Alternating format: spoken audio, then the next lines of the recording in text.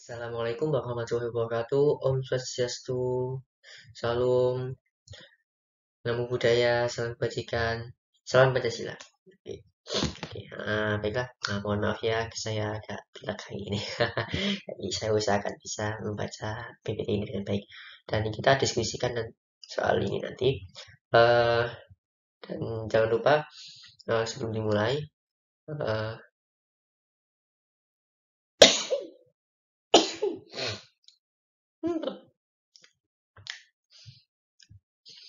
jangan lupa sebelum dimulai. eh, Saya katakan lagi, kita di sini itu saling belajar. Jadi saya pasti akan melakukan kesalahan dan aku perlu kalian untuk memperbaikinya, menyampaikan pada saya kalau ini salah dan perlu diperbaiki seperti ini. Jadi jangan suka-suka untuk menyampaikan di kolom komentar. Harus disampaikan, harus ya. Baiklah, oke. Ya, lanjut. Saja saya jangan lupa klik tombol like, subscribe, dan share serta komen di bawah. Harus ya, harus. Oke, skip. Lanjut.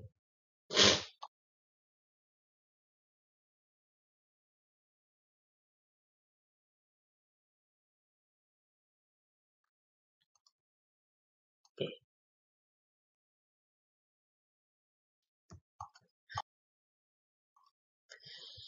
Pancasila merupakan sumber nilai dan sumber norma dalam setiap aspek penyelenggaraan negara, serta sebagai landasan yang mengatur struktur ketatanegaraan sebagai sumber tertib hukum di negara Republik Indonesia. Konsekuensinya, seluruh peraturan perundang-undangan serta penjabarannya senantiasa berdasarkan nilai-nilai yang terkandung dalam sila-sila Pancasila. Dalam membahas negara dan ketatanegaraan Indonesia mengharuskan kita meninjau dan memahami penafsiran, kedudukan, dan perawanan Pancasila, pembukaan Undang-Undang Dasar 1945, dan para pendiri dan pembentuk negara Republik Indonesia. Negara Indonesia adalah negara demokrasi yang berdasarkan atas hukum. Karena itu, segala aspek dalam pelaksanaan dan penyelenggaraan negara diatur dalam suatu sistem peraturan perundang-undangan. Pembagian kekuasaan ke lembaga-lembaga tinggi negara, hak kewajiban warga negara, keadilan sosial, dan lainnya diatur dalam suatu undang-undang dasar Indonesia. Namun, jika dalam suatu pemerintahan terdapat banyak penyimpangan dan kesalahan yang merugikan bangsa Indonesia, itu akan membuat sistem ketatanegaraan Indonesia berantakan, dan begitupun dengan bangsanya sendiri. Oke, yang bab kedua, Pancasila sebagai dasar negara. Secara etimologis, istilah dasar negara maknanya sama dengan groundworm atau nama dasar, website, cita hukum, statside, cita negara, filosofis, konslat, dasar filsafat negara. Pancasila udah tahun 2019. Dasar negara merupakan suatu norma dasar dalam penyelenggaraan bernegara yang menjadi sumber dari segala sumber hukum sekaligus menjadi cita hukum baik tertulis maupun di negara. Demikian pula bahasa Indonesia, sejak tanggal 18 Agustus 1945 telah menetapkan Pancasila sebagai Walter Sound atas dasar negara bagi negara bangsanya. Hal ini terbukti dengan adanya sila-sila yang termaktub dalam pembukaan Undang-Undang Dasar Negara Republik Indonesia tahun 1945 pada alinea keempat yang menyebutkan negara Republik Indonesia yang berkedaulatan rakyat berdasarkan pada ketuhanan yang Maha Esa, kemanusiaan yang adil dan beradab, persatuan Indonesia, kerakyatan yang dipimpin oleh hikmat, kebijaksanaan dan permusyawaratan perwakilan, serta keadilan sosial bagi seluruh rakyat Indonesia. Kedudukan Pancasila sebagai dasar negara bagi bangsa Indonesia dapat digambarkan sebagai berikut. Ini agak berantakan ya. Sebenarnya ini sudah saya coba ngedit ya, agak dikecilin, agak dibesari, tapi akhirnya tetap kayak gini tulisannya. Saya juga bingung itu kenapa. Tapi akan saya sampaikan isinya ya. Yang lingkaran ini, yang di lingkaran yang paling puncak itu adalah Pancasila, kelihatan jelas ya. Lalu yang kotak di bawah Pancasila ini, kotak pertama itu adalah pembukaan Undang-Undang Dasarnya. Lalu yang kotak di bawahnya lagi itu adalah badan tubuhnya, badan tubuh Undang-Undang Dasar. Yang kotak ketiga itu adalah peraturan MPR. Yang kotak keempat itu adalah peraturan peraturan pemerintah kalau nggak salah, kalau nggak peraturan perundang-undang. Yang pada kelima ini ya mungkin juga peraturan pemerintah atau peraturan perundang-undang. Yang terakhir ini adalah eh, peraturan daerah. Ya, peraturan daerah berada di paling bawah. Oke. Alasan Pancasila sebagai dasar negara. Yang pertama adalah Pancasila dijalin dari adat dan budaya bangsa Indonesia. Yang nomor dua, Pancasila memiliki potensi menampung kondisi dan sifat pluralistik bangsa. Yang nomor tiga, Pancasila menjamin kebebasan warga negara untuk beribadah menurut agama dan keyakinannya. Yang keempat, Pancasila memberikan landasan bagi bangsa Indonesia dalam mengantisipasi ancaman, tantangan, hambatan, dan gangguan dalam hidup bermasyarakat, berbangsa, dan bernegara. Yang kelima, Pancasila memiliki potensi menjamin keutuhan negara kesatuan Republik Indonesia. Yang nomor enam, Pancasila menjamin terwujudnya masyarakat yang adil dan makmur. Nomor tujuh, Pancasila memberikan jaminan terselenggaranya demokrasi dan hak asasi manusia sesuai dengan adat dan budaya. Makna Pancasila sebagai dasar negara. Yang pertama, Pancasila sebagai fondasi bagi pembentukan negara. Yang kedua, Pancasila sebagai cita negara dan cita hukum yang berkembang menjadi status fundamental norm bersifat konstitutif dan regulatif. Yang nomor tiga, Pancasila sebagai sumber dari segala sumber hukum. Yang nomor keempat, Pancasila menjiwai Undang-Undang Dasar Negara Republik Indonesia 1945 dalam mengatur penyelenggaraan negara serta menata kehidupan warga negara dalam masyarakat berbangsa dan bernegara. Uh, yang C ini bab selanjutnya, hubungan Pancasila dengan pembukaan Undang-Undang Dasar Negara Republik Indonesia tahun 1945. Pancasila sebagai dasar filsafat negara Republik Indonesia secara yuridis formal tercantum dalam pembukaan Undang-Undang Dasar Negara Republik Indonesia 1945, tepatnya pada alinea keempat. Oleh karena itu, hubungan antara Pancasila dan pembukaan Undang-Undang Dasar Negara Republik Indonesia 1945 bersifat timbal balik. Hubungan tersebut bersifat formal dan material.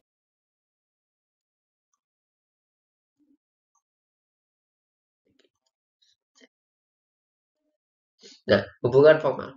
Dengan dicantumkannya Pancasila sebagai formal di dalam pembukaan Undang-Undang 1945, maka Pancasila memperoleh kedudukan sebagai norma dasar hukum positif. Dengan demikian, tata kehidupan bernegara tidak hanya bertopeng pada asas-asas sosial, ekonomi, politik, yaitu pemaduan asas-asas kultural, religius, dan asas-asas kenegaraan yang unsurnya terdapat dalam Pancasila. Jadi, berdasarkan tempat terdapatnya Pancasila, secara formal dapat disebutkan. Yang pertama, rumusan Pancasila sebagai dasar negara Republik Indonesia adalah seperti yang tercantum dalam pembukaan UUD 1945 alinea keempat. Selanjutnya, pembukaan UUD 1945 berdasarkan pengertian ilmiah merupakan pokok kaidah negara yang fundamental dan terhadap tata tertib hukum Indonesia mempunyai dua macam kedudukan, yaitu yang pertama cukup sebagai dasarnya karena pembukaan UUD 1945 memberi faktor-faktor mutlak bagi adanya tertib hukum Indonesia. Dasar yang kedua itu memasukkan dirinya di dalam tertib hukum sebagai tertib hukum. Sebagai hubungan formal, dan keduanya itu yang nomor tiga, selanjutnya. Dengan demikian, pembukaan Undang-Undang 1945 berkedudukan dan berfungsi selain sebagai mukadimah dan Undang-Undang Dasar 1945 dalam kesatuan yang tidak dapat dipisahkan. Kedudukan hukumnya itu juga sebagai suatu yang bereksistensi sendiri. Hakikat kedudukan hukumnya itu berbeda dengan pasal-pasalnya. Karena pembukaan UUD 1945 yang intinya adalah Pancasila tidak tergantung pada Undang-Undang Dasar 1945, bahkan sebagai sumbernya.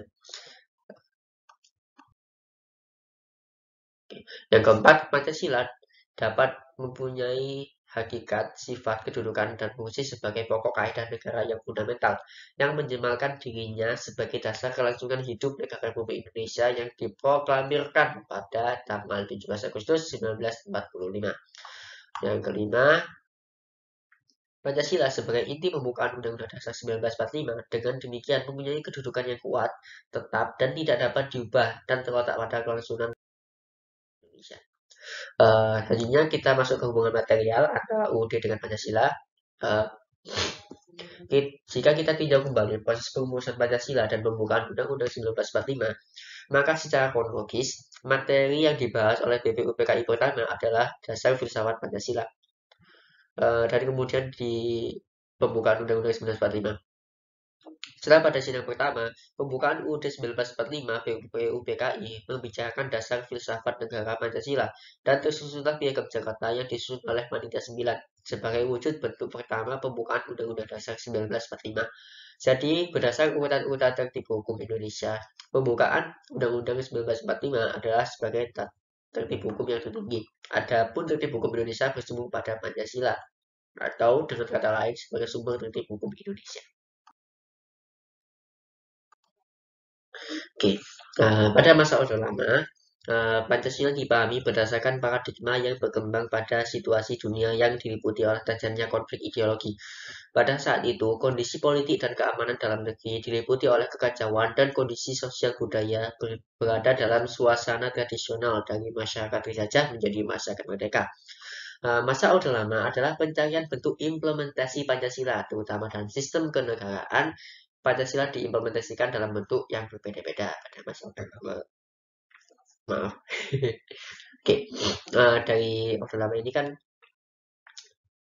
pada masa pemimpinnya Insinyur Soekarno ya, kan baru-baru mereka nih. Jadi kan awalnya kayak terjajah ya, dari yang terjajah menjadi merdeka itu proses adaptasi, maksudnya adaptasi atau penerapan sebagai negara merdeka itu masih baru gitu, masih masih sangat sangat baru, masih sangat muda. Jadi perlu pembiasaan dulu, perlu um, dan mungkin juga banyak kesalahan-kesalahan dan penerapannya pun bervariasi di setiap daerah karena masih baru merdeka. Jikalau kita lihat itu kayak kayak perusahaan besar yang baru didirikan, itu kan pasti memiliki sistem yang masih mudah ya, belum tidak seperti perusahaan yang sudah lama berkembang. Eh, Pada periode 1945 dan 1950, konstitusi yang digunakan adalah Pancasila dan UUD 1945 yang presidensil. Namun dalam praktek kenegaraannya, sistem presidensil tidak dapat diwujudkan.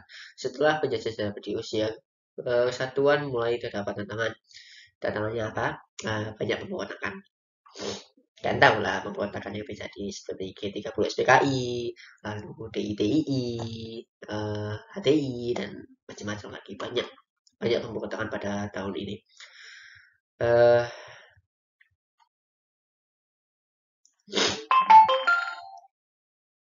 Maaf. Oke. Pada periode 1956 dan 1965 dikenal sebagai periode demokrasi terpimpin. Demokrasi bukan berada pada kekuasaan rakyat, sehingga yang memimpin adalah nilai-nilai Pancasila, tetapi berada pada kekuasaan pribadi Presiden Soekarno, karena kan masih presidensil ya. Jadi presiden itu memiliki kekuasaan tertinggi. Setelah presidensil ada yang namanya setelah presidensil yang lembaga tertinggi konstitusi bukan, aku lupa namanya lagi ya, nanti bisa. Ya lanjut. uh, Terjadilah berbagai penyimpangan penafsiran terhadap Pancasila dalam konstitusi. Akibatnya, Soekarno menjadi otoriter, dianggap menjadi presiden seumur hidup, politik konfrontasi, dan menggabungkan nasionalis, agama, dan komunis. Yang ternyata tidak cocok bagi negara kesatuan Republik Indonesia. Terbukti adanya kemerosotan moral di sebagian masyarakat yang lagi hidup bersendikan nilai-nilai Pancasila dan berusaha menggantikan Pancasila dengan ideologi lain. Oke, selanjutnya kita akan membahas hubungan pembukaan UUD NRI 1945 dengan proklamasi kemerdekaan 17 Agustus 1945. Isi alinea ketiga dan keempat pembukaan UUD 1945 menjelaskan tentang proses pelaksanaan proklamasi pada tanggal 17 Agustus 1945 untuk menegakkan hak kodrat dan hak moral setiap bangsa terhadap kesempatan memerdekakan diri dari tekanan bangsa lain. Tim Pendidikan Pancasila UNESA tahun 2019 halaman 197. Alinea ke-1, 2, dan 3 pembukaan UUD 1945 memberikan penegasan terhadap dilaksanakannya proklamasi 17 Agustus 1945 sebagai bentuk perjuangan gigih menegakkan hak kodrat dan hak moral atas kemerdekaan itu sendiri. Tim Pendidikan Pancasila UNESA tahun 2019 halaman 170.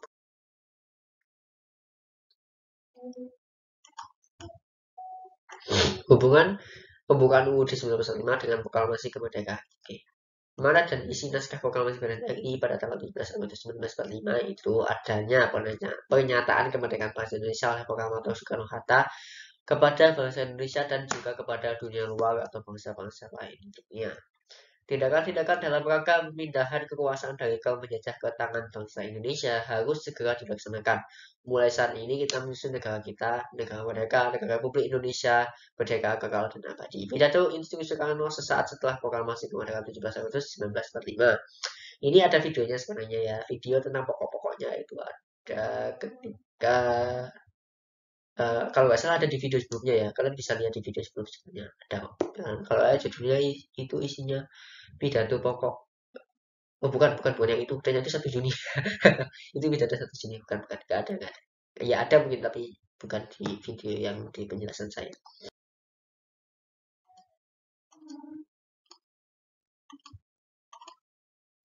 Ini adalah tak hubungan antara proklamasi dan pembukaan. Yang pertama itu disebutkan kembali pernyataan kemerdekaan dalam bagian ketiga pembukaan, menunjukkan bahwa antara proklamasi dan pembukaan merupakan suatu rangkaian yang tidak dapat dipisahkan. Ditetapkannya pembukaan pada tanggal 18 Agustus 1945 bersama-sama dengan ditetapkannya UUD Presiden dan Wakil Presiden merupakan realisasi bagian kedua proklamasi.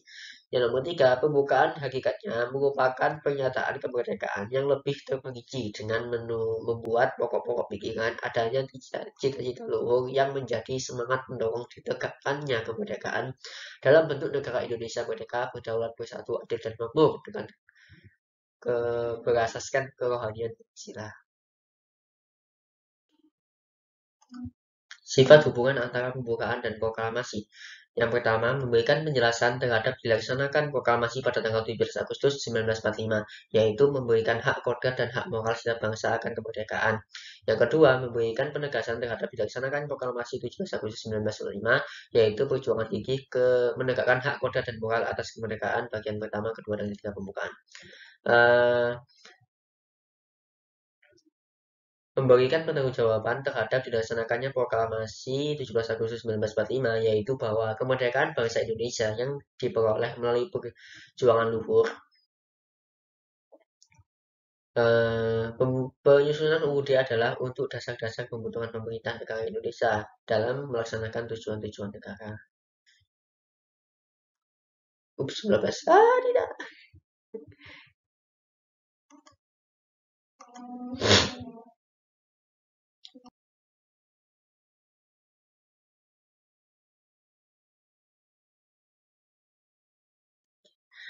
Selanjutnya adalah makna pembukaan Undang-Undang Dasar 1945. Alinea pertama, keteguhan bangsa Indonesia dalam membela kemerdekaan melawan penjajah dalam segala hal. Alinea kedua, kemerdekaan yang dicapai oleh bangsa Indonesia merupakan hasil perjuangan pergerakan melawan penjajah. Alinea ketiga, motivasi spiritual yang luhur bahwa kemerdekaan kita adalah berkah dari rahmat Allah yang Maha Kuasa. Alinea keempat, kemerdekaan bangsa Indonesia yang disusun dalam suatu UUD 1945. Makna proklamasi kemerdekaan 17 Agustus 1945. Proklamasi kemerdekaan yang digunakan oleh Insinyur Soekarno dan Hatta memiliki makna bahwa bangsa Indonesia telah menyatakan kepada dunia luar maupun kepada bangsa Indonesia sendiri bahwa sejak saat itu bangsa Indonesia telah merdeka.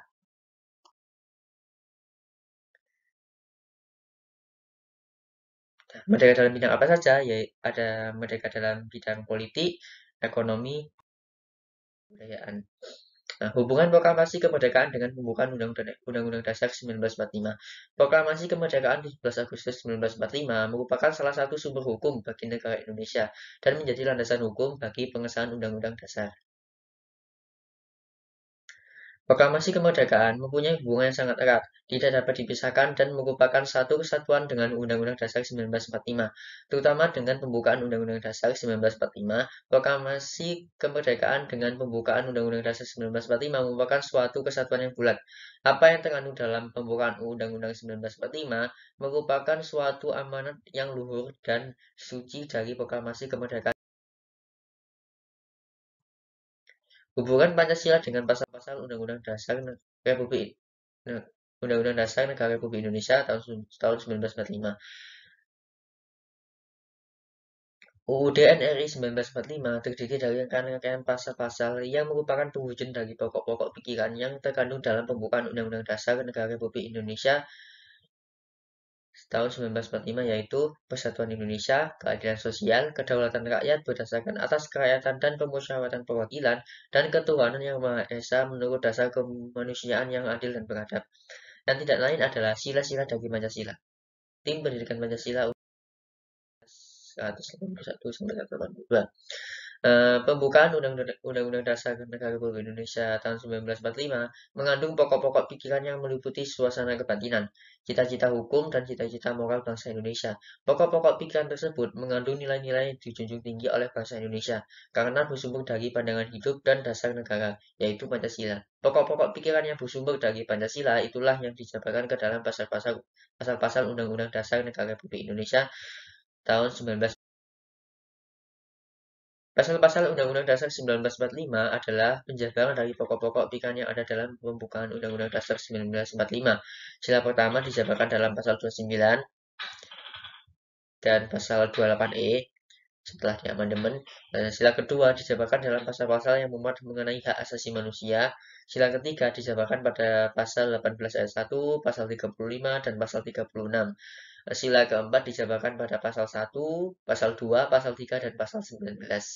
Sila kelima dijabarkan pada pasal 23 ayat 1, pasal 31, dan pasal 34. Pancasila sila pertama, ketuhanan yang Maha Esa. Pasal 29. Negara berdasar ketuhanan yang Maha Esa, negara menjamin kemerdekaan tiap-tiap penduduk untuk memeluk agamanya masing-masing dan untuk beribadat menurut agamanya dan kepercayaannya itu. Dalam sila pertama, dapat diketahui bahwa bangsa Indonesia adalah bangsa yang beragama. Warga negara Indonesia bebas untuk memilih agamanya masing-masing dan beribadah menurut ajaran agamanya. Pasal 28E Amandemen. Setiap orang bebas memeluk agama dan beribadah menurut agamanya, memilih pendidikan dan pengajaran, memilih pekerjaan, memilih kewarganegaraan, memilih tempat tinggal di wilayah negara, dan meninggalkannya, serta berhak kembali. Sama seperti di dalam pasal 29, pasal ini menuliskan bahwa setiap orang bebas memeluk agama dan beribadat menurut agamanya. Pasal ini merupakan pasal tentang hak asasi manusia pada bab 10A. Intinya adalah di Indonesia, kebebasan dalam beragama seharusnya terjamin tanpa paksaan karena menyangkut HAM. Jika terdapat pemaksaan, maka itu sudah melanggar HAM. Pancasila, sila kedua, kemanusiaan yang adil dan beradab, pada pasal 27, segala kewarganegaraan bersamaan kedudukannya di dalam hukum dan pemerintahan dan wajib menjunjung hukum dan pemerintahan itu dengan tidak ada kecualinya. Ayat kedua, tiap-tiap warga negara berhak atas pekerjaan dan penghidupan yang layak bagi kemanusiaan. Warga negara Indonesia, apapun statusnya, seharusnya sama di hadapan hukum dan pemerintahan, tidak dibeda-bedakan, dan harus adil. Selain itu, semua warga negara harus mematuhi hukum yang berlaku di Indonesia, tanpa terkecuali. Warga negara juga berhak untuk mendapatkan pekerjaan dan hidup yang layak. Kemerdekaan berserikat dan berkumpul, mengeluarkan pikiran dengan lisan dan tulisan dan sebagainya ditetapkan dengan undang-undang. Warga negara Indonesia memiliki hak untuk mengeluarkan pendapatnya, baik secara langsung ataupun tidak langsung. Warga negara Indonesia bebas untuk berkumpul atau bermusyawarah, dan semuanya itu sudah ditetapkan dalam undang-undang. Pada bab 10A tentang hak asasi manusia dari pasal 28A sampai 28C setelah amandemen, penjabaran kemanusiaan yang adil dan beradab terlihat jelas pada pasal-pasal di atas. Setiap orang berhak untuk hidup dan menjalankan kehidupan yang dimilikinya. Setiap orang berhak untuk berkeluarga. Setiap anak berhak untuk berkembang. Setiap orang berhak untuk mendapatkan perlindungan, mendapatkan pendidikan, dan tidak mendapat siksaan, dan banyak lagi. Semua orang berhak mendapatkan semuanya. Itu agar terwujud adil dan beradab kemanusiaan di Pancasila sila ketiga Persatuan Indonesia pasal 18 ayat 1, Negara Kesatuan Republik Indonesia dibagi atas daerah-daerah provinsi dan daerah provinsi itu dibagi atas kabupaten dan kota. Yang tiap-tiap provinsi, kabupaten dan kota itu mempunyai pemerintahan daerah yang diatur dengan undang-undang. Bagian-bagian wilayah administratif dalam Negara Kesatuan Republik Indonesia yaitu daerah provinsi, daerah kabupaten, daerah kota, di mana setiap daerah ini memiliki kepala pemerintahan, yakni gubernur, bupati, dan wali kota. Setiap daerah memiliki wewenang untuk mengatur dan mengurusi daerahnya masing-masing. Bendera negara Indonesia ialah sang merah putih. Bendera negara hanya satu, yaitu merah putih. Di semua daerah di Indonesia, semua bendera negara sama, yaitu merah putih. Jika bukan, maka itu bukan bendera negara Indonesia. Pasal 36, bahasa negara adalah bahasa Indonesia. Bahasa daerah di Indonesia ada banyak, sehingga untuk berkomunikasi dengan orang lain dari daerah lain cukup sulit. Untuk itu, bahasa Indonesia adalah bahasa pemersatu yang mempersatukan semua rakyat. Pancasila sila keempat, kerakyatan yang dipimpin oleh hikmat kebijaksanaan dan permusyawaratan perwakilan.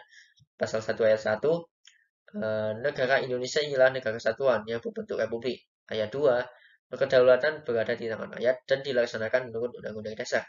Nomor 3, negara Indonesia adalah negara hukum.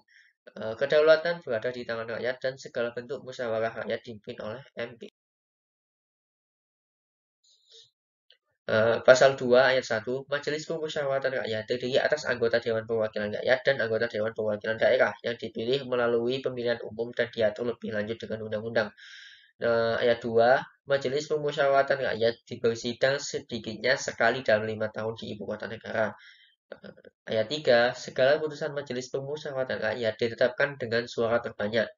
MPR, DPR, dan DPD anggota-anggotanya dipilih lewat pemilu dan diatur dengan undang-undang. Segala keputusan MPR ditetapkan melalui suara terbanyak. Pasal 3 ayat 1, Majelis Permusyawaratan Rakyat berwenang mengubah dan menetapkan Undang-Undang Dasar. Pasal 2 ayat 2, maaf, Majelis Permusyawaratan Rakyat melantik presiden dan atau wakil presiden. Nomor 3, Majelis Permusyawaratan Rakyat hanya dapat memberhentikan presiden dan atau wakil presiden dalam masa jabatannya menurut Undang-Undang Dasar. Segala peraturan yang ada di pasal 3 ya. Pasal 19 ayat 1, anggota Dewan Perwakilan Rakyat dipilih melalui pemilihan umum. Ayat 2, susunan Dewan Perwakilan Rakyat diatur dengan undang-undang. Ayat 3, Dewan Perwakilan Rakyat bersidang sedikitnya sekali dalam setahun. Adanya ketentuan bahwa anggota DPR dipilih melalui pemilihan umum dimaksudkan untuk mewujudkan asas kedaulatan rakyat yang secara implisit menjiwai pembukaan Undang-Undang Dasar Negara Republik Indonesia tahun 1945 dengan ketentuan bahwa seluruh anggota DPR dipilih oleh rakyat melalui pemilu. Hal itu sesuai dengan paham demokrasi perwakilan yang mendasarkan keberadaannya pada prinsip perwakilan atas dasar kepemimpinan. Pancasila kelima, keadilan sosial bagi seluruh rakyat Indonesia. Pasal 23 ayat 1, anggaran pendapatan dan belanja negara sebagai wujud dari pengelolaan keuangan negara ditetapkan setiap tahun dengan undang-undang dan dilaksanakan secara terbuka dan bertanggung jawab untuk sebesar-besarnya kemakmuran rakyat. Dalam mengatur anggaran pendapatan dan belanja negara, pemerintah harus memperhatikan kemakmuran rakyat dan rakyat berhak tahu mengenai anggaran. Pasal 31 ayat 1, setiap warga negara berhak mendapat pendidikan. Pasal 2, setiap warga negara wajib mengikuti pendidikan dasar dan pemerintah wajib membiayainya. Pasal 3, pemerintah mengusahakan dan menyelenggarakan satu sistem pendidikan nasional yang meningkatkan keimanan dan ketakwaan serta akhlak mulia dalam rangka mencerdaskan kehidupan bangsa yang diatur dengan undang-undang.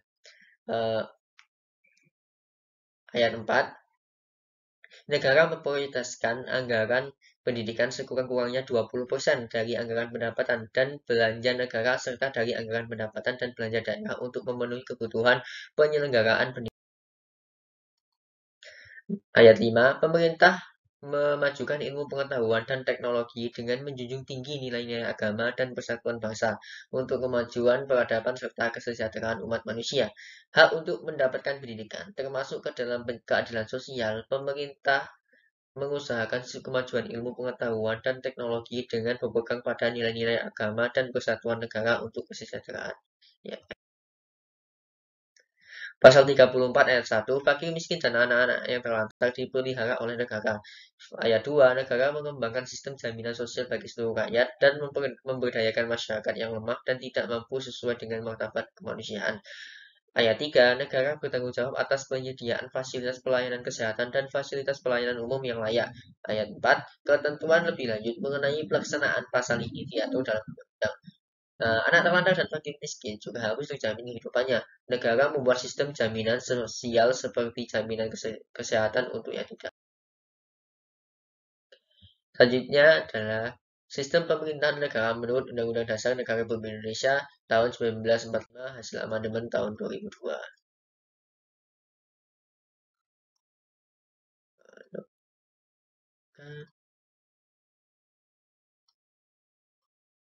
Nah ini ya. Sistem pemerintahan negara Indonesia sejumlah amandemen dijelaskan secara terperinci dan sistematis dalam Undang-Undang 1945. Sistem pemerintahan negara Indonesia ini dibagi atas 7, yang secara sistematis merupakan pengejawantahan kedaulatan rakyat. Oleh karena itu, sistem pemerintahan ini dikenal dengan 7 kunci pokok sistem pemerintahan negara. Sistem pemerintahan negara menurut Undang-Undang Dasar 1945 setelah amandemen dijelaskan sebagai berikut.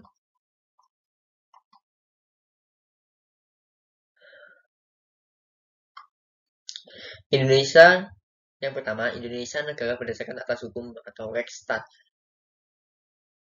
Negara Indonesia berdasarkan atas hukum, tidak berdasarkan atas kekuasaan belaka. Hal ini mengandung arti bahwa negara termasuk di dalamnya pemerintahan dan lembaga-lembaga negara lainnya dalam melaksanakan tindakan-tindakan apapun harus dilandasi oleh peraturan hukum atau harus dapat dipertanggungjawabkan secara hukum.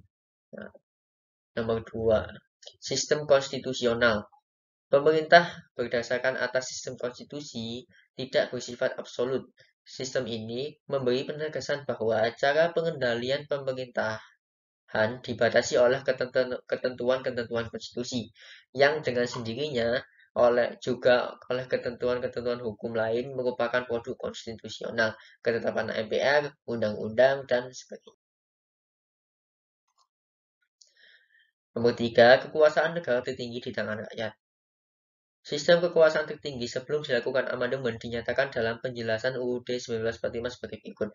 Kedaulatan rakyat dipegang oleh suatu badan bernama MPR sebagai penjelmaan seluruh rakyat Indonesia. Namun menurut Undang-Undang Dasar 1945 hasil amandemen 2002, kekuasaan tertinggi di tangan rakyat dan dilaksanakan menurut undang-undang. MPR menurut Undang-Undang Dasar 1945 hasil amandemen 2002 hanya memiliki kekuasaan melakukan perubahan UUD, melantik presiden dan wakil presiden, serta memberhentikan presiden dan wakil presiden sesuai masa jabatan atau jikalau melanggar suatu konstitusi. Nomor 4, presiden penyelenggara pemerintahan negara tertinggi selain MPR dan DPR. Kekuasaan presiden menurut UUD 1945 sebelum dilakukan amandemen, presiden ialah penyelenggara pemerintahan negara tertinggi. Berdasarkan UUD 1945 hasil amandemen tahun 2002, presiden merupakan penyelenggara pemerintahan tertinggi di samping MPR dan DPR karena presiden dipilih langsung oleh rakyat. Derajat atau tingkat dari kekuasaan itu antara presiden, MPR dan DPR itu sama. Nomor 5, presiden tidak bertanggung jawab kepada DPR. Sistem ini menurut Undang-Undang Dasar 1945 sebelum amandemen dijelaskan dalam penjelasan UUD 1945. Namun, dalam UUD 1945 hasil amandemen tahun 2002 juga memiliki isi yang sama, yaitu presiden harus bekerja sama dengan dewan, akan tetapi presiden tidak bertanggung jawab dengan dewan. Artinya, kedudukan presiden tidak bergantung pada dewan. Nomor 6, menteri negara ialah pembantu presiden. Menteri negara tidak bertanggung jawab kepada DPR. Sistem ini dijelaskan dalam Undang-Undang Dasar 1945 hasil amandemen 2002. Dalam penjelasan UUD 1945 sebagai berikut. Presiden dalam melaksanakan tugas pemerintahannya dibantu oleh menteri-menteri negara. Menteri-menteri negara itu tidak bertanggung jawab kepada Dewan Perwakilan Rakyat. Kedudukannya tidak tergantung kepada Dewan Perwakilan Rakyat. Nomor 7, kekuasaan kepala negara tidak tak terbatas, artinya kekuasaan kepala negara itu terbatas. Sistem ini dinyatakan secara tidak eksplisit dalam Undang-Undang 1945 hasil amandemen 2002. Dalam sistem kekuasaan kelembagaan negara, presiden tidak lagi merupakan mandataris MPR, bahkan sejajar dengan DPR dan MPR. Hanya jika presiden melanggar UU atau UUD, maka MPR dapat melakukan impeachment. Meskipun kepala negara tidak bertanggung jawab kepada DPR, ia bukan diktator. Artinya, kekuasaan tidak tak terbatas, ia bukan mandataris MPR. Namun ia tidak dapat membubarkan DPR ataupun MPR, kecuali ia harus memperhatikan sungguh-sungguh suara DPR. Wasana dalam Kainan tahun 2010 halaman 187.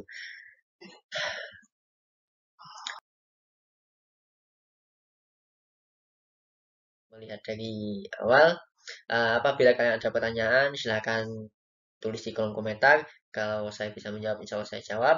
Kalau saya tidak bisa menjawab, ya masih belajar lagi. Akan saya usahakan jawab bisa saya. Dan kalau coba jawaban saya pun salah, silakan untuk membenarkannya. Oke, terima kasih kalian atas sudah melihat video saya. Dan jangan lupa klik tombol like, subscribe, dan komen ya. Karena kritik dan saran kalian itu berguna bagi saya. Dan terima kasih. Saya ingatkan lagi, di sini kita sama-sama belajar. Dan saya masih terlalu awam sekali. Oke. Terima kasih atas perhatiannya. Wassalamualaikum warahmatullahi wabarakatuh. Salam, Om Swastiastu, Namo Buddhaya, Salam Kebajikan, Salam Pancasila.